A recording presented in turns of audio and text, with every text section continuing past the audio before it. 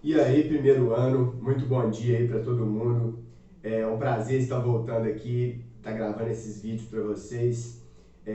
Para mim é uma maravilha não ter que ficar só resolvendo tudo pelo WhatsApp, poder estar aqui praticando, falando para vocês nos vídeos. Para mim também é uma coisa muito boa. E vamos lá seguir para o nosso PET volume 2, que eu chamo de 2.0. E essa semana a gente vai falar sobre os domínios morfoclimáticos brasileiros. Esse conteúdo ele está lá no PET de vocês entre a página 95 e a página 100. Então vamos começar, gente. Os domínios morfoclimáticos é uma classificação que foi inventada aí e é utilizada na geografia para poder a gente dividir grandes áreas no nosso país pelas algumas características que essas áreas têm em comum. Uma coisa que é muito importante a gente ter em mente, que lá na biologia a gente trabalha com o conceito de bioma e aqui a gente vai trabalhar com o conceito de domínio. O domínio é uma escala menor do que o bioma, ele trabalha locais menores, mas que são muito grandes também, como a gente vai ver aqui mais pra frente. O bioma ele é mais ligado na relação completa ali do local, seja do clima, do relevo, das espécies, dos vegetais, de tudo que está ali. Já o domínio ele é mais voltado para uma visão paisagística, uma visão assim da paisagem do local. Essa classificação dos domínios, que a gente vai falar praticamente só disso essa semana, ela utiliza 5 características ou aspectos naturais, que a gente chama, para poder separar e para poder definir qual domínio é qual.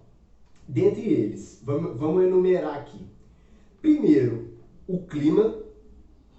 Segundo, a hidrografia, que é a questão da água, que é a questão dos rios, dos córregos e tudo, a presença da água naquele ambiente. A vegetação, os tipos de vegetação que tem naquele local. O relevo, que é a forma do terreno daquele local. E o solo, que é o material que compõe aquele solo ali, que vai favorecer tanto a infiltração da água quanto a questão das plantas.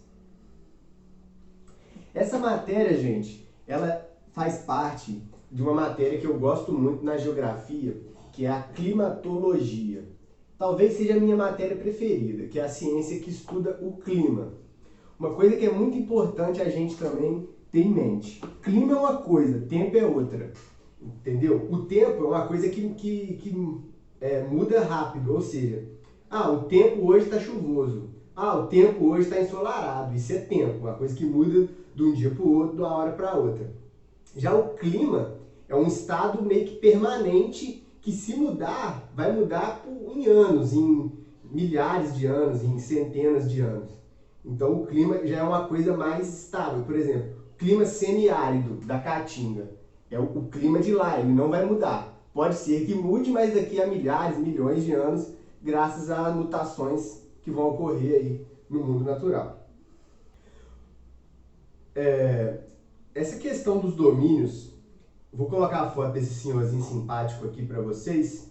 Ele foi criado por esse senhor aqui que chama Aziz Absaber, que ele é brasileiro.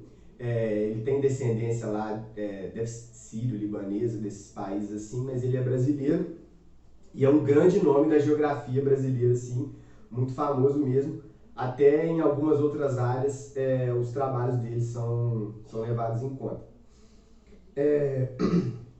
Precisamente, gente, no Brasil a gente vai destacar 6 grandes domínios, que são o domínio amazônico, o domínio da Caatinga, o domínio dos mares de morros, o domínio do cerrado, o domínio das araucárias e o domínio das pradarias. Lembrando, como eu disse, que essa questão de domínio é uma questão de paisagem, de a gente olhar assim e ver aquela paisagem, a gente consegue ter uma ideia melhor do que esse domínio quer dizer. Por exemplo, o que é um domínio? O Flamengo ano passado foi dominante no futebol brasileiro, ou seja, ele venceu praticamente tudo que disputou, ele teve um domínio.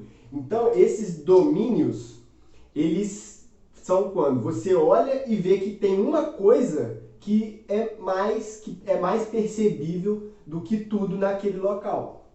Vamos citar aqui, por exemplo, o domínio das araucárias. A gente vai olhar para aquele local e ver que as araucárias, elas dominam todo aquele lugar, elas são a maioria. A paisagem está coberta pelas araucárias. Também há exemplo dos mares de morros. A gente olha para o horizonte e vê aqueles morrinhos, é um domínio, é a coisa que mais tem, né, nesses locais. E como eu já havia falado para vocês no grupo, morfoclimáticos quer dizer, tipo assim, moldado pelo clima, ou seja, é graças ao clima, aos fatores climáticos que existem esses domínios, que a gente vai ver mais pra frente aí quando a gente aprofundar nisso. Complementando os domínios, gente, os espaços que não são de nenhum domínio, a gente tem as faixas de transição ou áreas de transição, que são os locais que estão entre os domínios, que fazem as fronteiras de um domínio para o outro. Existem mais do que esses 4 aqui, só que esses 4 aqui eu destaquei porque são, tipo assim, os mais importantes. Inclusive o PET até cita eles, de menos o Agreste, que eu coloquei aqui porque é bastante importante para a gente entender uma coisa mais para frente. Dos 4 mais importantes, eu destaquei aqui o Pantanal, a Mata de Cocais, os Manguezais e o Agreste. Mais para frente a gente vai falar de cada um aqui e ver como que isso aqui se relaciona entre si. Agora, gente, corrigindo um erro do PET que eu falei para vocês, inclusive lá no grupo do WhatsApp, tô colocando um mapinha aqui, ó, dos domínios morfoclimáticos brasileiros, e aí a gente vai ver aonde cada domínio ocupa e aonde as faixas de transição também ocupam. Então, em números aqui vocês veem que são os domínios e em letras são essas faixas de transição aqui que destacamos aí as mais importantes. Vamos entrar agora, gente, em cada domínio específico para a gente entender aí quais são as diferenças, quais são as semelhanças que esses locais têm e a interação deles com as suas áreas de transição.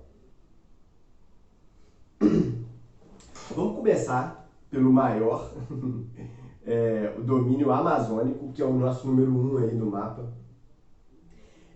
A gente vai conversar 6 pontos de cada domínio. A gente vai falar dos fatores naturais que a gente destacou lá no início, que é o clima, a hidrografia, a vegetação, o relevo e o solo.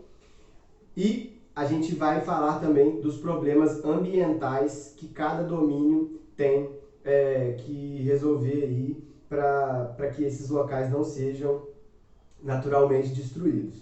Então, o domínio amazônico, gente, começando aqui pelo clima, é um local que tem um clima equatorial. O que é um clima equatorial?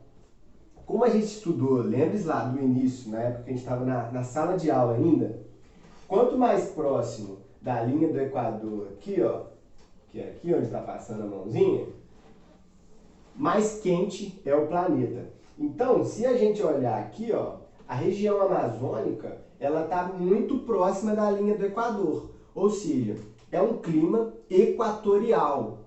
Então, o que esse clima equatorial quer dizer? Ele quer dizer que as temperaturas são muito altas e a amplitude térmica é baixa.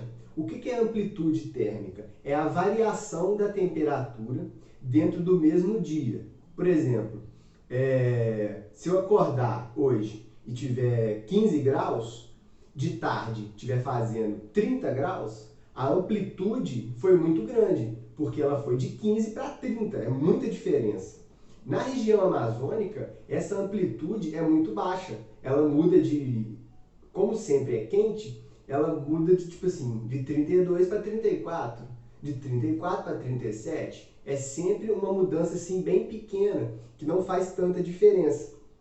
E como a região ali é muito úmida, tem muita floresta, muito rio, essa temperatura elevada vai fazer com que tenha muita chuva naquela região ali, porque evapora muita água, é muito calor, é muita umidade. Então, o clima equatorial, a gente pode destacar ele como sendo um clima quente, com baixa amplitude térmica e com muita chuva, e que é o motivo da floresta amazônica ser tão grande, tão densa, é as chuvas que caem naquela região já há milhões e milhões de anos. A hidrografia da região do domínio amazônico talvez seja a região hidrográfica mais rica do mundo. Por quê? Conta com a maior bacia hidrográfica do planeta, que é a Bacia Amazônica, que ocupa aqui, ó, grande parte da região norte do país. E nessa bacia tem a presença do rio Amazonas, que é o rio mais extenso do mundo e o que transporta maior quantidade de água, que por ser um rio de planície, ou seja, um rio que ele é num terreno plano, o rio ele corre aqui, então ele é um rio mais lento. Então, esse rio ele transporta muita água, além de ser um rio enorme.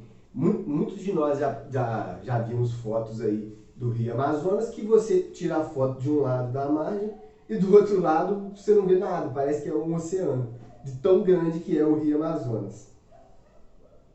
Então a hidrografia do domínio amazônico é uma coisa assim riquíssima, de outro mundo, que poucos lugares do mundo a gente vê uma coisa assim tão rica hidrograficamente. A vegetação do domínio amazônico é uma floresta equatorial úmida. Equatorial aqui a gente vai pegar o mesmo sentido do clima, quente, baixa amplitude térmica e tal.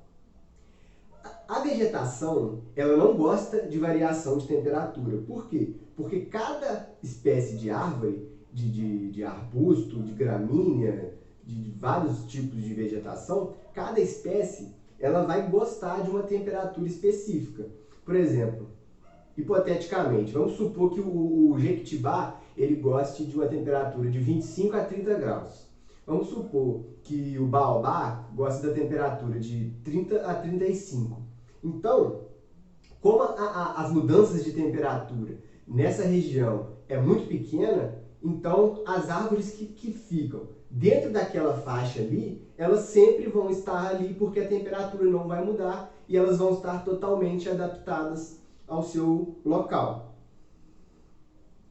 Então, uma floresta equatorial úmida é uma floresta que é muito densa e muito variada, ou seja, as árvores e arbustos e gramíneas são enormes, existem árvores de 60 metros de altura, existem árvores de 1 metro de altura, a variedade de plantas ali é enorme, é muito grande. O relevo, gente, do domínio amazônico, ele é predominantemente planícies e planaltos. Então, a gente pode ver que a floresta amazônica ela está em locais planos, ou seja, são locais naturalmente que favorecem a esse crescimento das árvores, porque como o solo o terreno é plano, a água ela vai se infiltrar melhor e as raízes vão poder também se infiltrar melhor. O solo ali ele é mais poroso, ou seja, tende à existência de grandes florestas em regiões planas, como é a região amazônica. O solo amazônico, gente, ele, por mais que seja estranho, é um solo muito pobre em nutrientes. Por quê? Porque olha a quantidade de árvores enormes que tem ali. E isso já é um grande motivo para que o solo já tenha perdido grande parte dos seus nutrientes. Mas outro detalhe também é que um solo meio arenoso, é um solo que tem muito, a maior parte dele é de areia, porque grande parte ali da floresta ela fica muito alagada durante o verão por causa do excesso de chuvas, os rios transbordam. Grande parte do local que é apenas mata vira aquela mata alagada. Então, quanto mais água tem no solo, mais arenoso ele vai ficar, porque a água ela vai lavar os minerais e vai deixar, por último, os minerais que formam a areia, que são os mais difíceis de serem lavados, ou cientificamente a gente chama de lixiviados. Aí, gente, coloquei uma foto para vocês aqui, ó, uma foto bem típica da região amazônica. Aí a gente vê como realmente a mata é bem densa, são muitas árvores. Aí a gente vê o tamanho dos rios aí, ó, das formações hídricas. A gente vê que é uma região muito rica em diversos fatores e por isso é a maior floresta equatorial do planeta. E também que tem uma importância assim absurda para o nosso planeta, principalmente para o nosso país, porque locais que concentram calor e umidade, como é a floresta amazônica, são locais que produzem muita chuva, que as nuvens de chuva se formam muito nesse local. Ou seja, grande parte das chuvas que vem aqui para o nosso sudeste, que vai para o nordeste, que passa por todo o Brasil, que vai para outros países, essa chuva é formada na região amazônica. Esse processo, a gente já deve ter ouvido falar aí, chama-se rios voadores, ou seja, a chuva se forma lá e ela vai dispersando para o resto do país no ar, através das nuvens de chuva, contribuindo assim demais para a natureza do nosso país, para que o nosso país não seja tão seco como é outros países aí, se a gente olhar no globo. Agora, aos problemas ambientais da região amazônica, hoje em dia está muito assim em evidência a questão do desmatamento, que é feito por grileiros, através também de queimadas que a gente viu recentemente, que teve bastante polêmica aí com relação a queimadas na Amazônia. O desmatamento é muito preocupante, porque quanto mais a floresta vai sendo destruída, mais difícil vai ficar as condições naturais aqui do Brasil, porque, como eu já disse anteriormente, a floresta ela tem não só uma importância para a região ali, ela tem uma importância sim em escala global, não só para o nosso país, como também muita chuva que se forma ali na Amazônia vai para outros países, e sem contar também a filtragem do CO2, do gás carbônico, dióxido de carbono, que é realizado naquela região ali, que é muito grande devido à enorme quantidade de vegetação que existe ali. Um outro problema também muito sério na Amazônia, gente, são os garimpos ilegais, que além desses garimpos estarem retirando riquezas dali que poderiam estar sendo exploradas em benefício do nosso país, estão tirando isso de maneira ilegal e criminosa. E isso também, por ser garimpo ilegal e não ter que cumprir nenhum tipo de código florestal, código de proteção ambiental e etc., eles jogam rejeitos tóxicos nos rios, no solo, na floresta, e isso também tem grande prejuízo, já que esse tipo de contaminação é uma contaminação assim, demorada de se recuperar e que prejudica muito a região ali da Amazônia. Agora vamos falar do domínio da Caatinga, que é uma área predominantemente que acontece no sertão nordestino, lá no Nordeste. O clima da Caatinga é um clima semiárido, ou seja, ele é próximo ao árido. Árido, gente, é deserto. Se falar o clima árido, é um clima de deserto. O semiárido, ele não chega a ser desértico. Por quê? Porque ainda tem algumas chuvas, ainda tem alguns tipos de vegetação. Então, é um semideserto, antes de se tornar um deserto, entendeu? Basicamente, é caracterizado por temperaturas muito altas, um lugar assim, bastante quente, e que, além de chover pouco, a chuva é mal distribuída. Por exemplo, vamos supor que chova 200 milímetros naquela região ali. 190 vai chover concentrado ali numa regiãozinha e os outros 10 vão se dividir assim. Então a chuva ela não é bem distribuída, ela não corta toda a região, ela vai para apenas alguns lugares, chove muito em poucos lugares e na grande maioria da Caatinga não vai chover, o que torna o local ali muito seco. É um local assim com muito pouca umidade, muito pouca chuva, é um local realmente seco.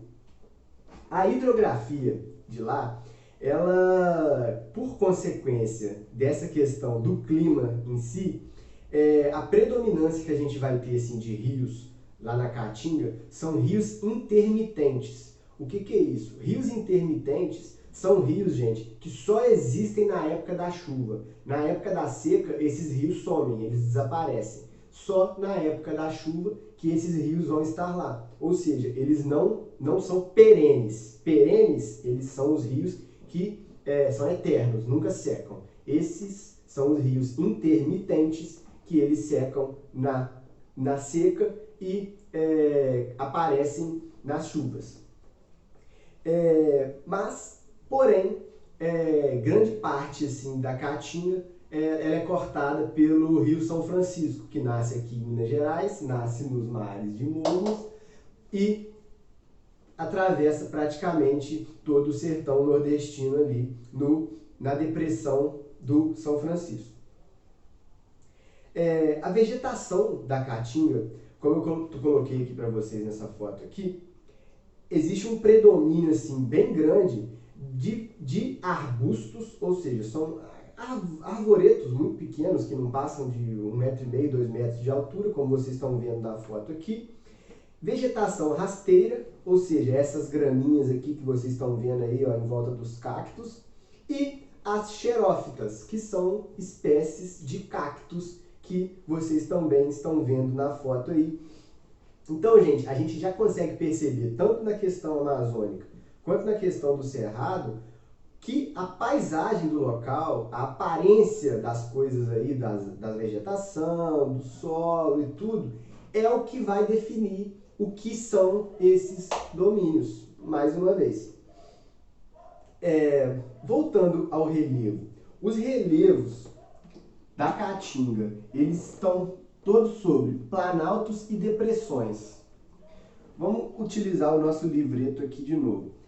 Planalto são regiões que, apesar de terem uma parte plana, elas não são uma planície. Por quê? A planície, ela está, além dela ser muito maior do que o planalto, ela está em baixa altitude. O planalto é uma região plana no alto, o próprio nome já fala, plano alto. Ou seja, são regiões que têm uma certa planicidez, mas que estão localizadas em maiores altitudes. E as depressões são as regiões que estão entre as montanhas, ou seja, vamos supor, aqui no meio do livro está passando o Rio São Francisco. Aqui é montanha, aqui é montanha. O rio está passando aqui.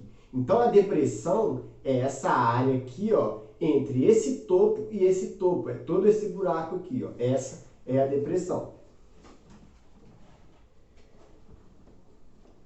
O solo da Caatinga é um solo semiárido, ou seja, é muita areia, ele é muito pobre, tanto em água, tanto em nutrientes. O que vai causar a consequência de que a vegetação de lá seja tão específica. Por quê? A vegetação que vai surgir ali naquele local, como esses cactos que a gente viu aí, eles não precisam de tanta água como árvores que a gente conhece no nosso dia a dia aí, que se fossem plantadas na Caatinga, elas não durariam uma semana, porque elas não estão adaptadas a esse solo semiárido que é muito pobre.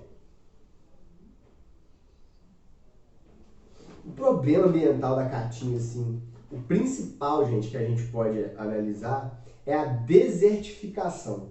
Como eu disse anteriormente, o clima árido é o clima dos desertos e a Caatinga é um clima semiárido. Ou seja, quanto mais salinizar esse local, quanto mais ficar mais arenoso, com mais sal nesse local, esse processo de desertificação ele vai sendo acelerado, porque também pela questão do desmatamento e pelo mau uso de muitos produtores da região ali do solo, utilizam o solo sem nenhum tipo de tratamento, sem nenhum tipo de cuidado, e tudo isso vai acelerar esse processo de salinizar, de deixar o solo mais salgado e mais próximo do árido, que é o clima dos desertos, do que do semiárido, que é o clima ali da Caatinga. Agora vamos falar aí do que a gente mais conhece, do que a gente vive nele, do que a gente convive diariamente, que são os domínios dos mares de morros, que é o domínio da nossa região aqui da Zona da Mata Mineira e de várias outras partes do nosso querido estado de Minas Gerais. Eu, particularmente, eu acho a paisagem assim, do domínio de mares de morro muito bonita. Eu gosto muito de montanha, de regiões assim, mais montanhosas. Então, é uma paixão minha, assim, essa questão dos mares de morros. Então, vamos entrar direto aí no clima.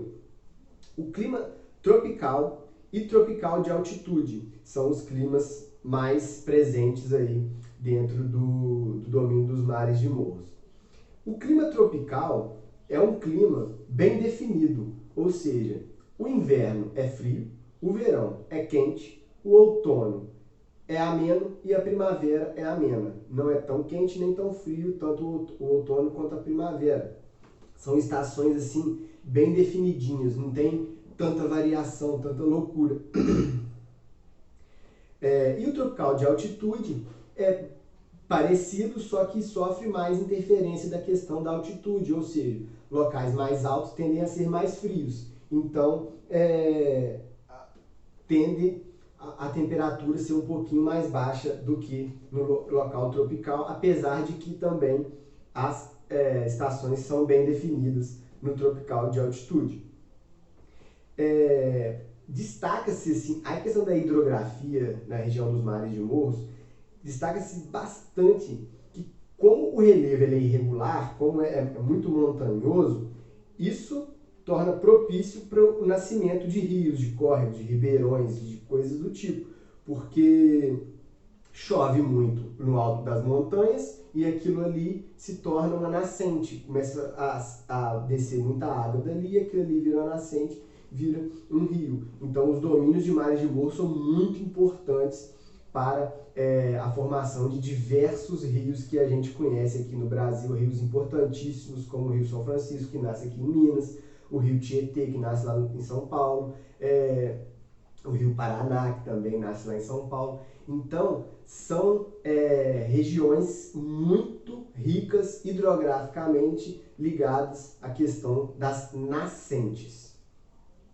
A vegetação do domínio dos mares de morros é tipicamente a Mata Atlântica, tão famosa Mata Atlântica, e que hoje em dia só resta 10% da Mata Atlântica. Por quê?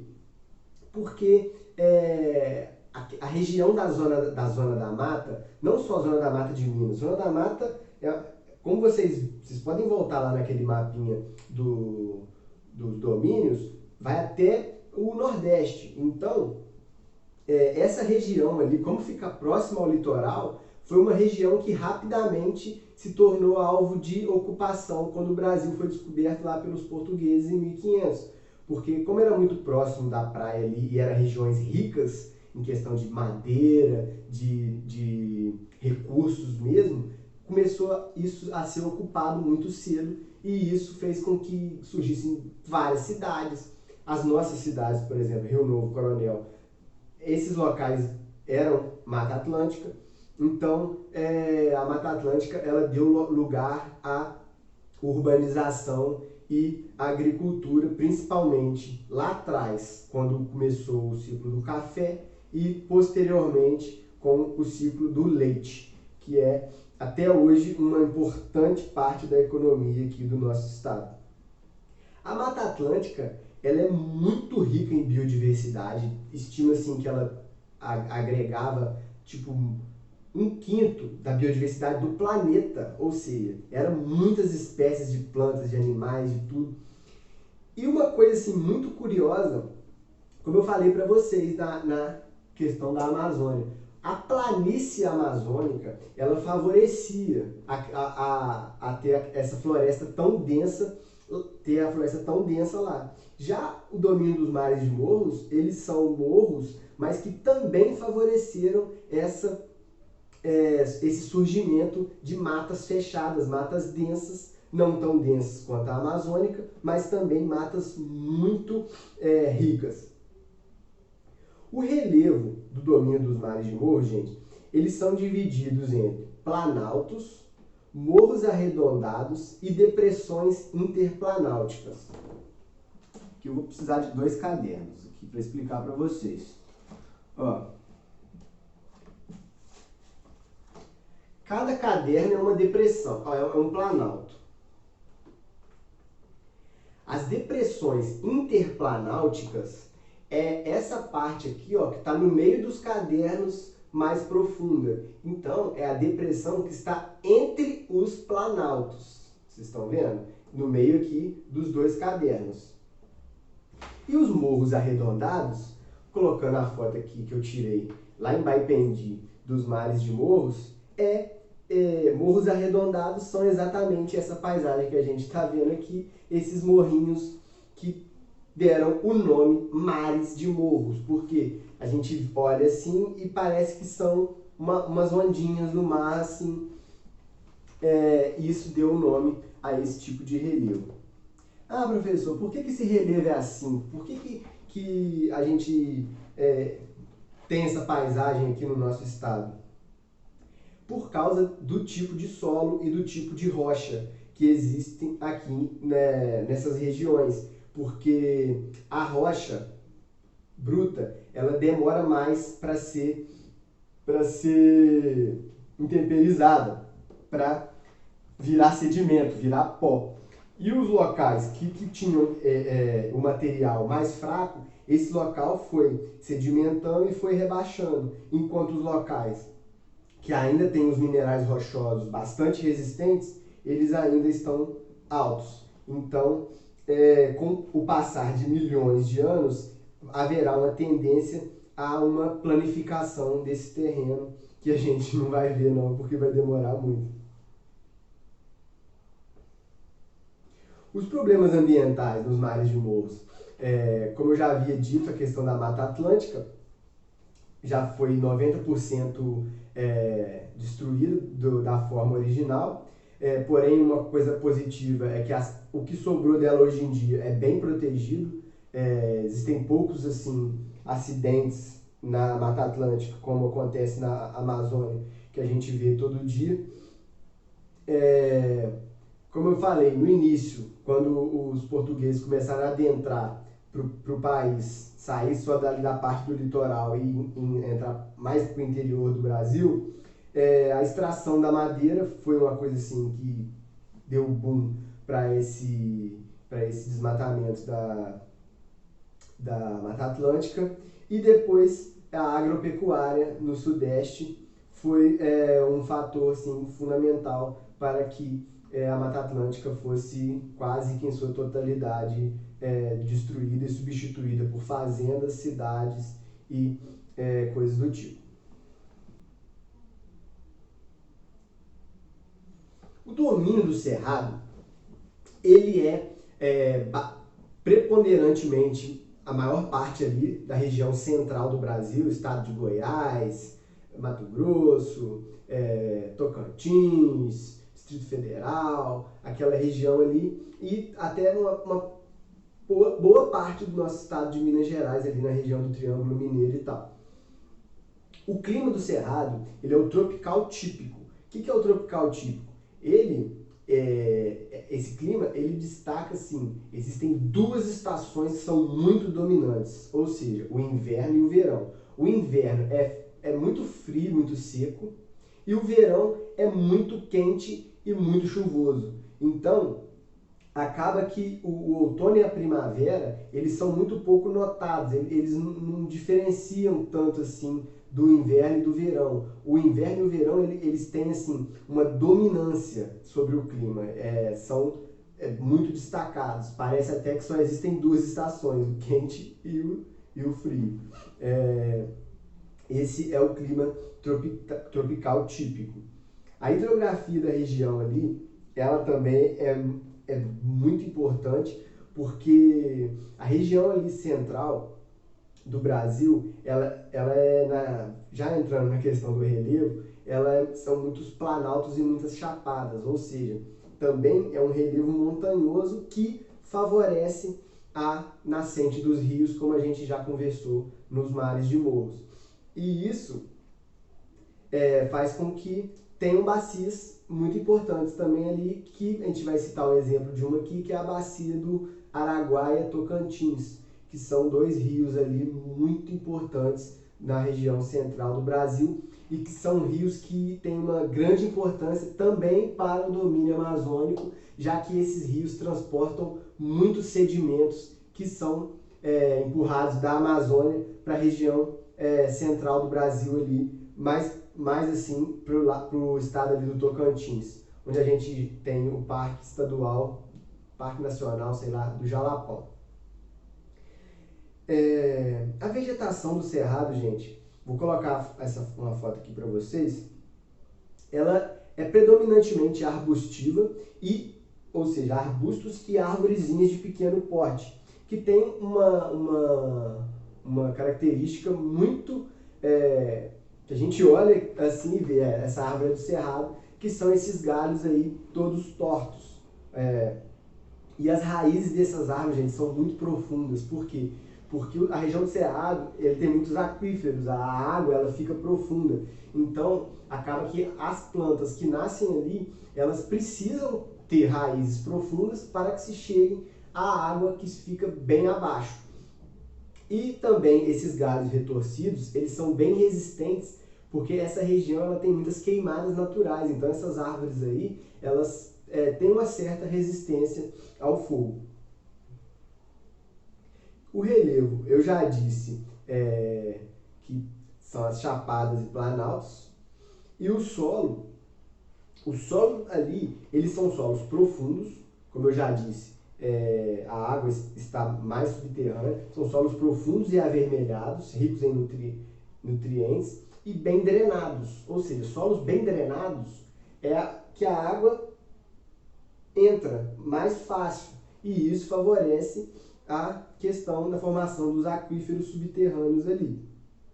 Os solos, apesar de terem todos esses pontos positivos, algumas partes eles têm poucos nutrientes. Então, para poder plantar ali, muitas vezes precisa fazer um tratamento do solo ali, precisa colocar nutriente nele, e é o que se faz porque a gente sabe que a região ali central do Brasil é a região em que o agronegócio é mais forte.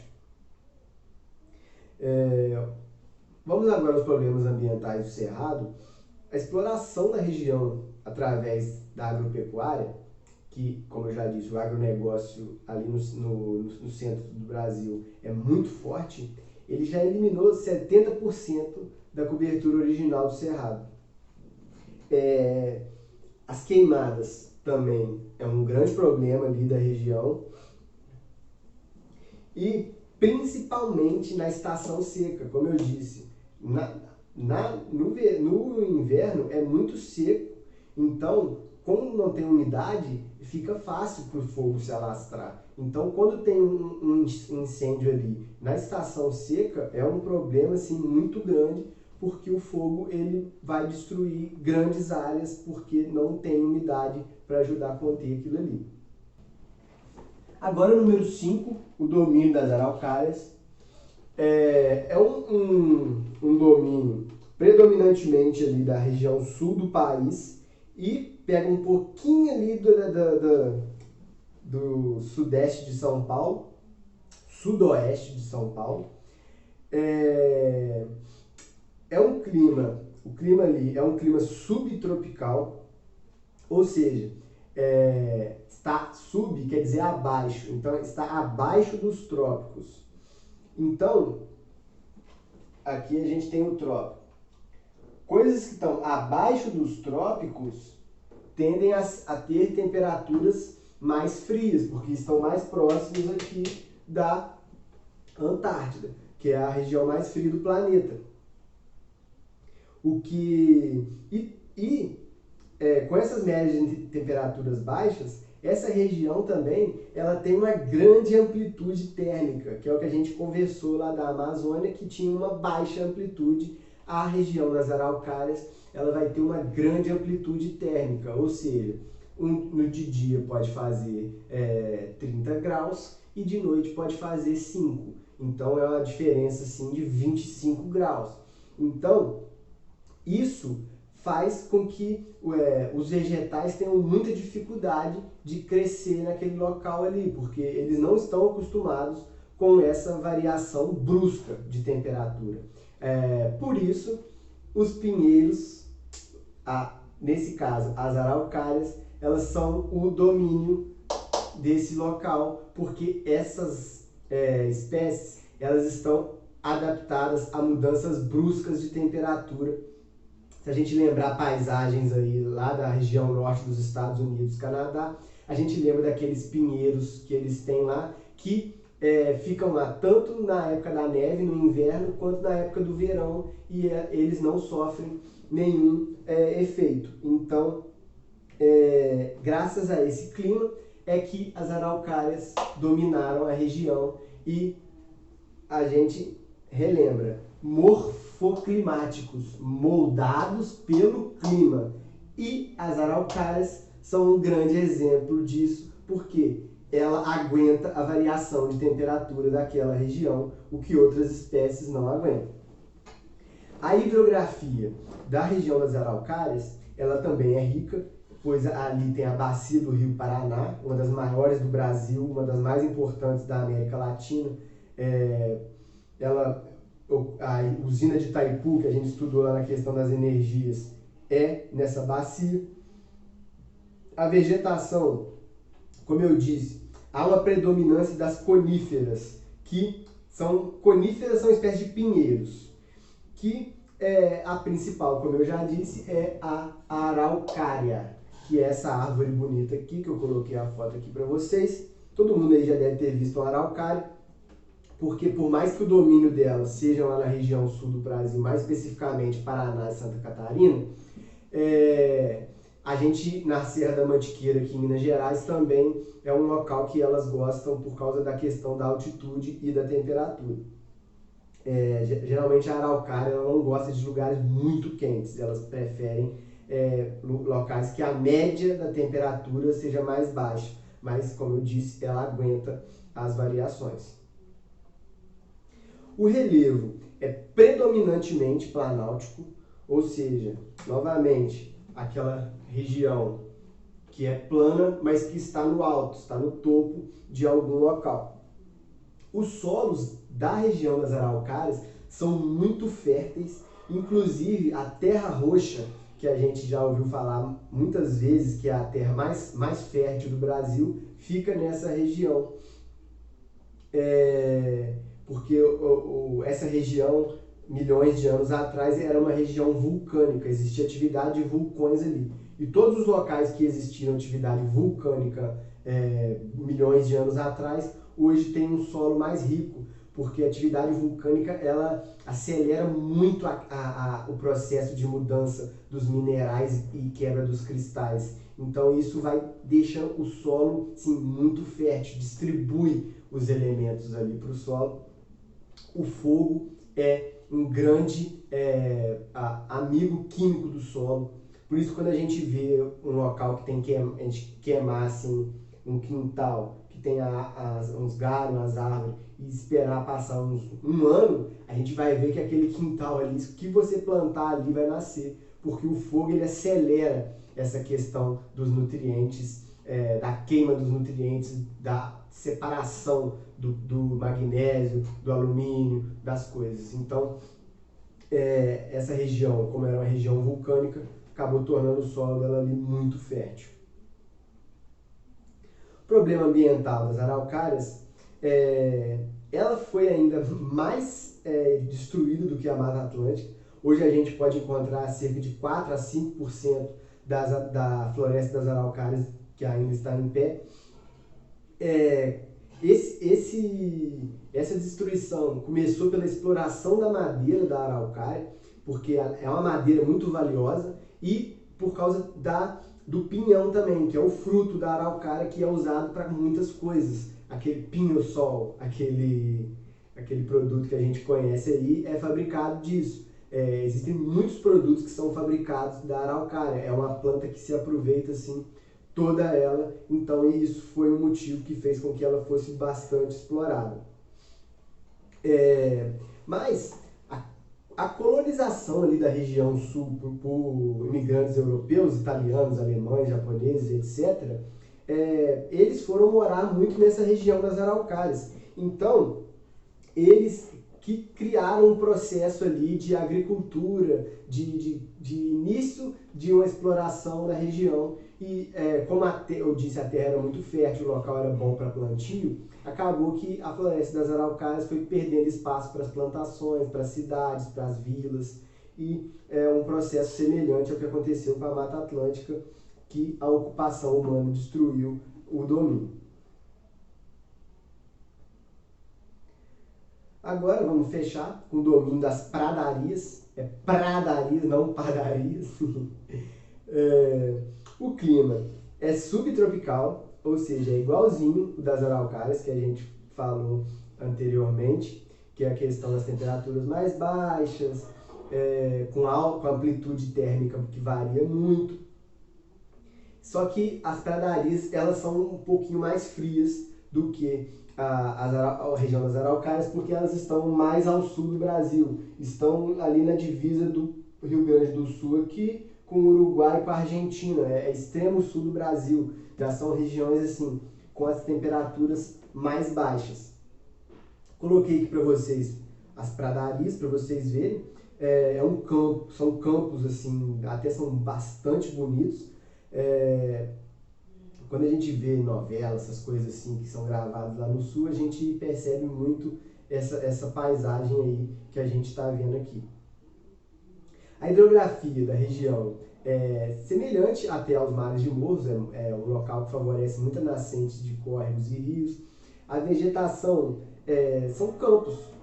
Pradarias são esses tipos de campos aí que a gente vê na foto aqui, que são esses campos bem baixinhos, bem homogêneos, com essas gramas que parecem que é tudo a mesma coisa, com algumas árvores assim, mas que o domínio assim, que a gente vê aí é predominantemente dos campos.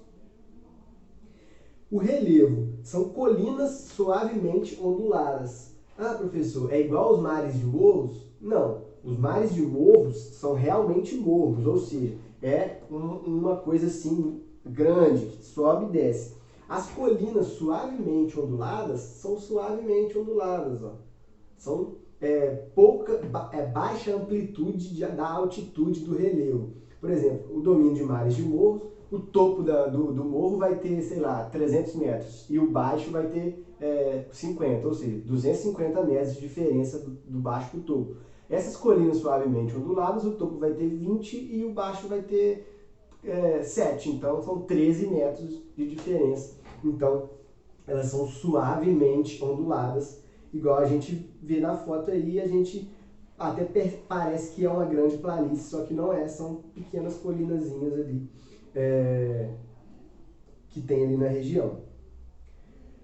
os solos, como eles têm o domínio de uma espécie só de vegetação, que são esses campos rasteiros aí, ele vai ser comumente pobre e arenoso. Por quê?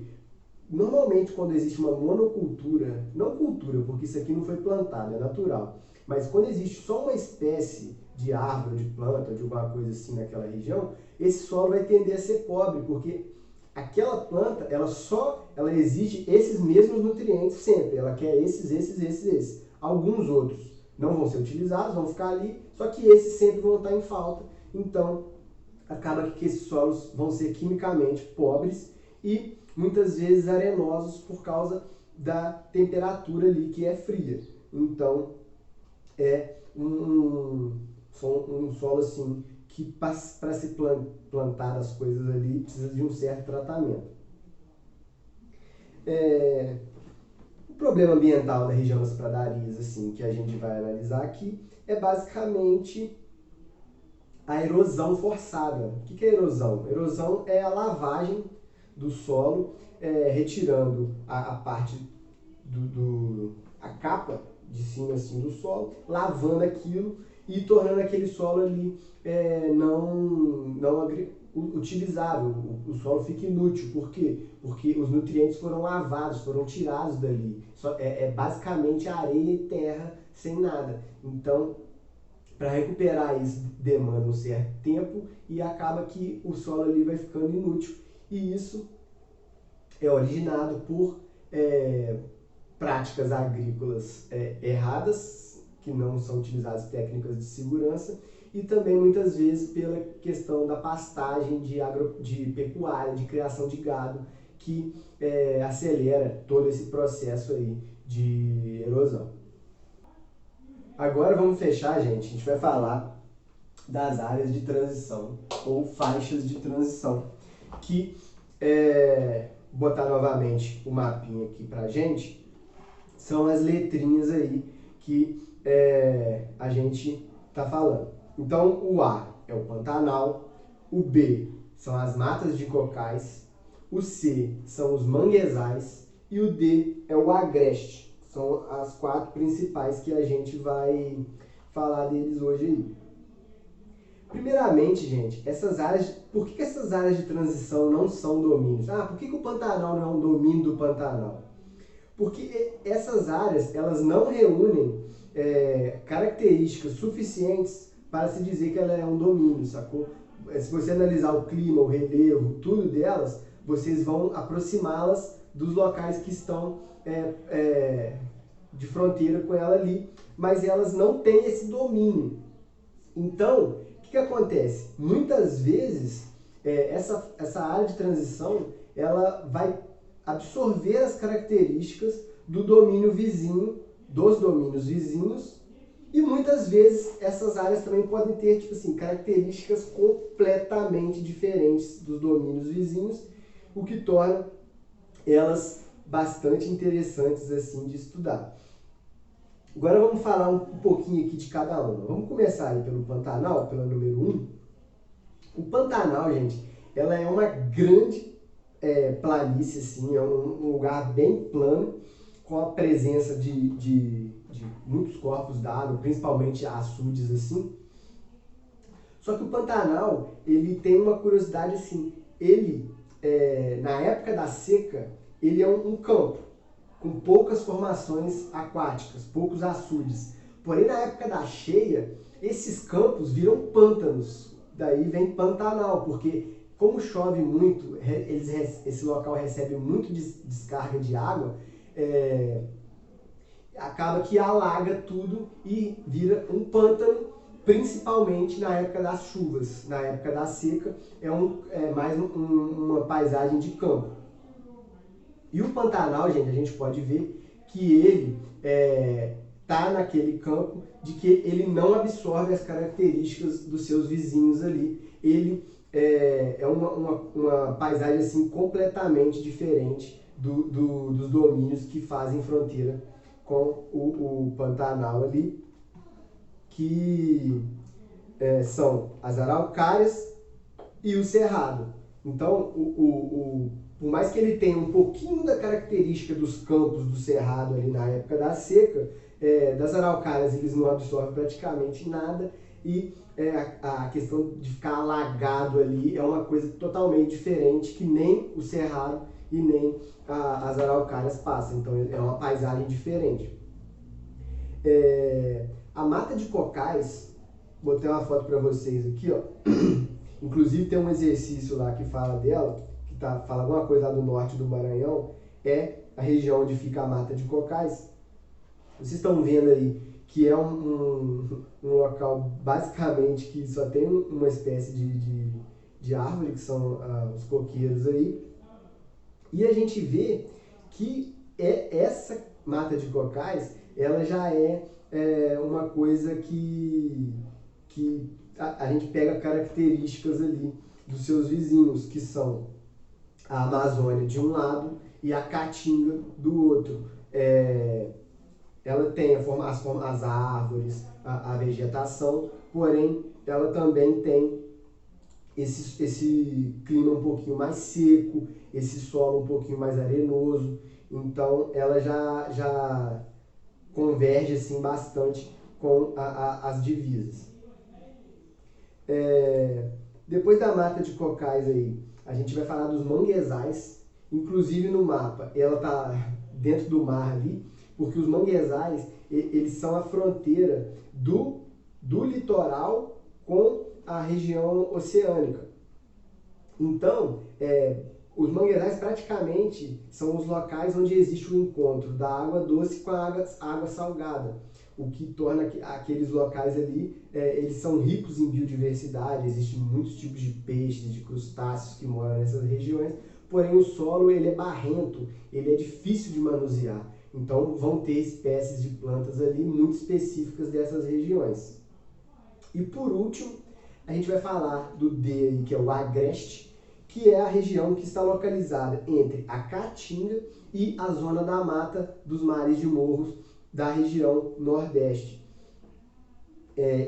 Vou colocar a foto para vocês aqui do agreste, é o melhor exemplo dessa área de transição absorver assim, as características dos vizinhos. Por quê? Se vocês verem aí, existem muitas características da Caatinga, essa questão de semiárida, dos cactos, da presença de pouca chuva, porém ainda também ele tem muita característica dos mares de morros, da zona da mata, que é a questão das árvores, dos morros, da vegetação ser assim, um pouquinho mais densa.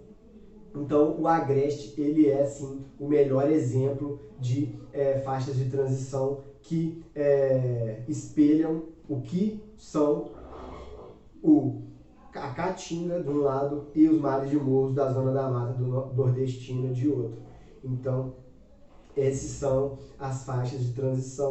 Então, gente, a aula de hoje foi isso. Foi um pouquinho longo, mas pô, falar de um país desse tamanho aqui não tem como falar pouco.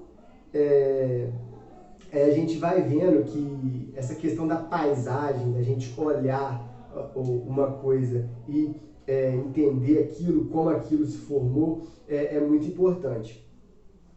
Como eu já disse várias vezes para vocês, a geografia ela é uma ciência que raramente ela vai analisar um fato isolado.